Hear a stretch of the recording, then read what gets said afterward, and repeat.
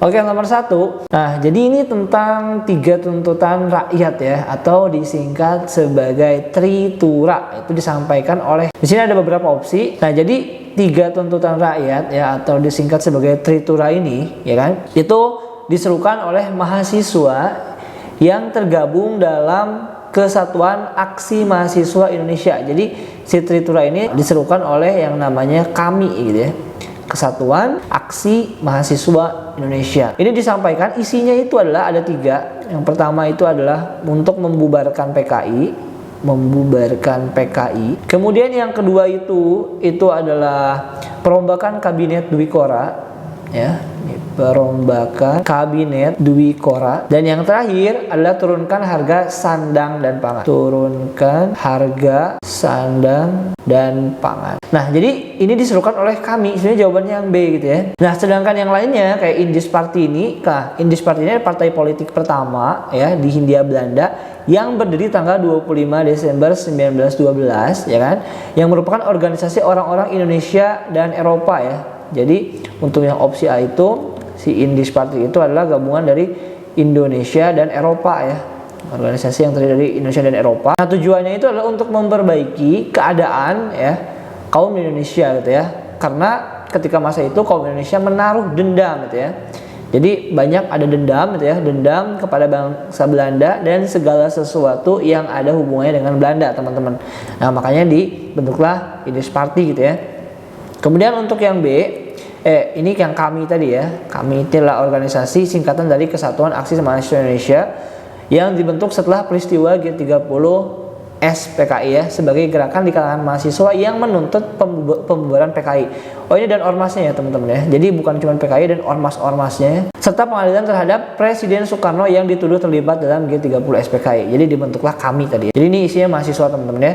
Sedangkan yang C itu di sini ada Jong Celebes. Ini didirikan pada 25 April 1919. Tujuannya apa nih? Tujuannya untuk mempererat rasa persatuan dan tali persaudaraan antar pelajar Sulawesi ya. Jadi ini antar pelajar Sulawesi teman-teman ya, untuk mempererat itu ya. Jadi tujuannya untuk mempererat pelajar di Sulawesi ya, karena kan terdiri dari berbagai suku juga teman-teman ya. Kalau yang kami ini tadi mahasiswa teman ya, mahasiswa. Jadi dibentuk setelah G30S gitu ya, gerakan 30 September gitu kan. Nah, sebenarnya yang D itu adalah 3 serangkai. Nah, 3 serangkai ini apa? 3 serangkai ini merupakan istilah yang ditujukan untuk pelopor ya nasionalisme Indonesia. Nah, ini adalah mereka yang membentuk atau menjadikan Indis Party ya. Jadi tiga serangkai ini itu ada 3 ya.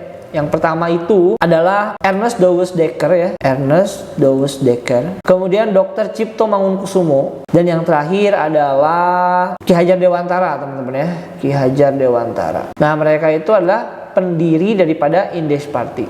Sedangkan yang E itu Jong Java, ini merupakan perkumpulan ya pemuda yang didirikan di Jawa teman-teman ya, karena banyak pemuda yang menganggap bahwa Budi Utomo dianggap sebagai organisasi elit ya. Ini perkumpulan organisasi kepemudaan ya. Ini dibentuk atau didirikan oleh Satiman ya, Satiman Wirjo Sanjojo di Gedung Stovia pada 7 Maret 1915. Jadi tujuan utamanya ini merupakan perkumpulan pemuda ya. Jong Java ini perkumpulan pemuda. Nah, jadi yang Tritura tadi atau 3 tuntutan rakyat disampaikan oleh kami ini ya, dengan isinya ada 3. Oke, jawabannya adalah yang B. Oke, lanjut soal selanjutnya. Nah, sekarang tentang APBN teman-teman. Nah, mungkin teman-teman sering mendengar nih istilah APBN gitu ya, baik biasanya di TV, di berita gitu ya. Nah, APBN sendiri singkatan dari Anggaran Pendapatan dan Belanja Negara ya. Jadi ini tuh merupakan suatu anggaran untuk pendapatan dan juga belanja negara teman-teman ya, pengeluaran juga.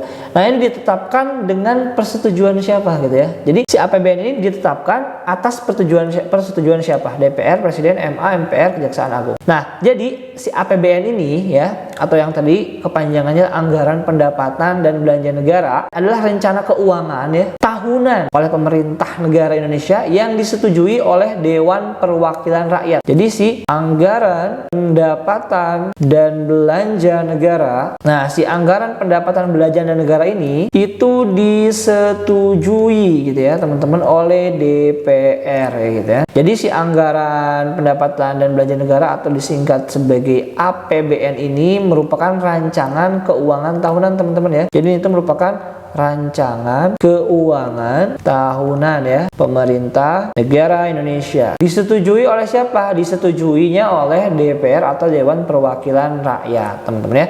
Nah, APBN ini berisi daftar sistematis dan terperinci yang memuat rencana penerimaan dan juga pengeluaran negara selama 1 tahun anggaran, teman-teman ya.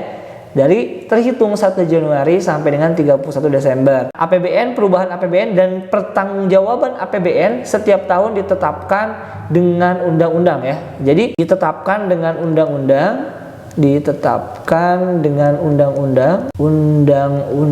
dan disetujui oleh DPR. Jadi langsung saja jawabannya adalah yang A ya.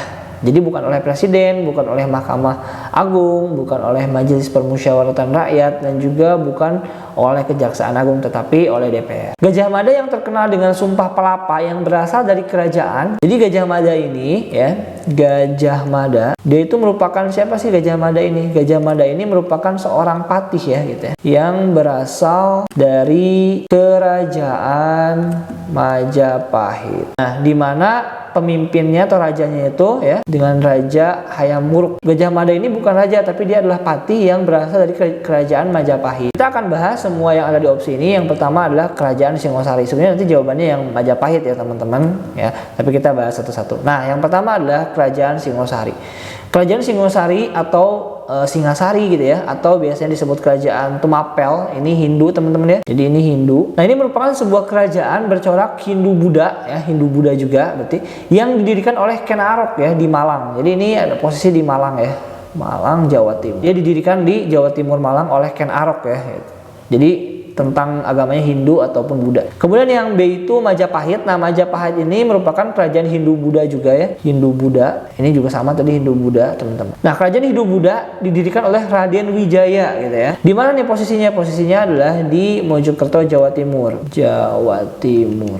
Nah, jadi kerajaan Majapahit ini dia merupakan salah satu kerajaan yang mencapai puncak kejayaannya menjadi kemaharajaan raya yang menguasai wilayah yang luas di Nusantara pada masa kekuasaan Raja Hayam Wuruk ya, yang tadi, di mana pada kepemimpinan Raja Hayam Wuruk ini terdapat seorang patih yang bernama Gajah Mada gitu ya.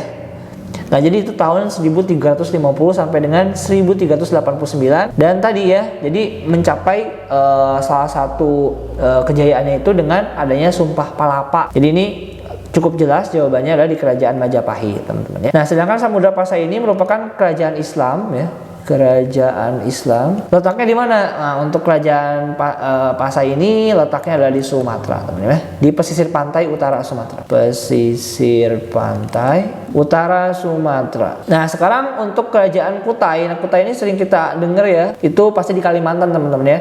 Kita sering dengar Kutai Kartanegara gitu ya. Nah, jadi ini di Kalimantan gitu ya. Nah, lebih tepatnya di Muara Kaman ya, Kalimantan Timur. Teman-teman bisa cek juga nanti. Didirikannya itu sejak tahun 350 Masehi, teman-teman. Jadi ini merupakan salah satu kerajaan yang cukup tua ya, gitu ya. Kerajaan Kutai menjadi tempat yang menarik untuk disinggahi para pedagang walaupun dia tidak berada pada jalur perdagangan gitu ya, antara Cina dan India. Nah, kerajaan Kutai ini merupakan kerajaan Hindu tertua ya. Jadi ini Hindu juga, teman-teman. Ini yang cukup tua, 350 Masehi, teman-teman. Ini lumayan lama ya. Jadi lumayan tertua lah gitu ya, kerajaan Hindu tertua. Kemudian yang E, Sriwijaya. Nah, kalau Sriwijaya ini dia merupakan kerajaan bahari historis yang berasal dari Pulau Sumatera. Jadi ini juga Sumatera, teman-teman ya. Nah, kemudian dia didirikan pada sekitar abad ke-7 sampai dengan abad ke-11. Kehadirannya banyak memberi pengaruh pada perkembangan sejarah Asia Tenggara. Ini lebih ke Buddha, teman-teman ya. Jadi kalau ini Hindu, Hindu-Buddha, Samudra Pasai itu kerajaan Islam gitu kan ya. Kutai itu dia Hindu, dan juga Sriwijaya kerajaan Buddha. Ini lokasi-lokasinya, teman-teman ya. Jadi kalau yang Gajah Mada tadi, dia merupakan salah satu patih yang berada di kerajaan Majapahit di masa kepemimpinan Raja Hayam Wuruk, teman-teman ya. Terkenal dengan Sumpah Palapa. Oke, lanjut. Nah, ini tentang kepresidenan lagi. Bila presiden dan wakil presiden mangkat dalam waktu yang bersamaan gitu ya, maka tugas kenegaraan digantikan oleh siapa? Ini sesuai dengan pasal 8, teman-teman ya, ayat 3 Undang-Undang Dasar 1945 ya, yang menjelaskan bahwa jika presiden dan wakil presiden mangkat ya, jika presiden dan wakil presiden mangkat, ini kita ganti biru nih, kemudian diberhentikan atau tidak dapat melakukan kewajibannya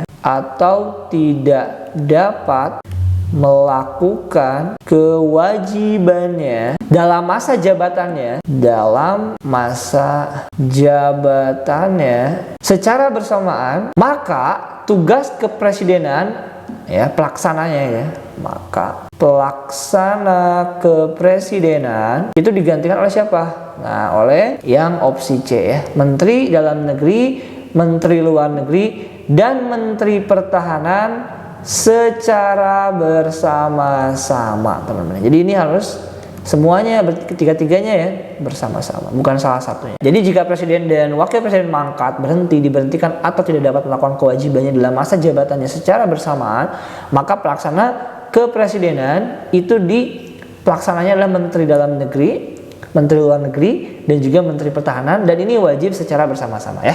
Oke, jadi jawabannya cukup jelas, opsi yang C. Segala sesuatu permasalahan yang terjadi dan menyangkut pidana harus diselesaikan secara hukum, teman-teman ya. Di sini kita garis bawahi secara hukum. Nah, hal ini sesuai dengan pasal berapa di Undang-Undang Dasar 1945. Nah, teman-teman di sini opsinya tentang pasal doang ya. Sebenarnya nanti ada ayat-ayatnya lagi, kayak pasal 1 ada ayat 1, ada pasal 1 ayat 2, pasal 1 ayat 3. Di sini menjelaskan bahwa kalau misalkan ada suatu permasalahan yang menyangkut pidana, nah ini harus diselesaikan secara hukum. Nah, ini termasuk ke pasal berapa? Ini masuk ke pasal 1 ayat 3, teman-teman ya. Jadi pasal 1 itu biasanya tentang bentuk dan kedaulatan negara gitu ya.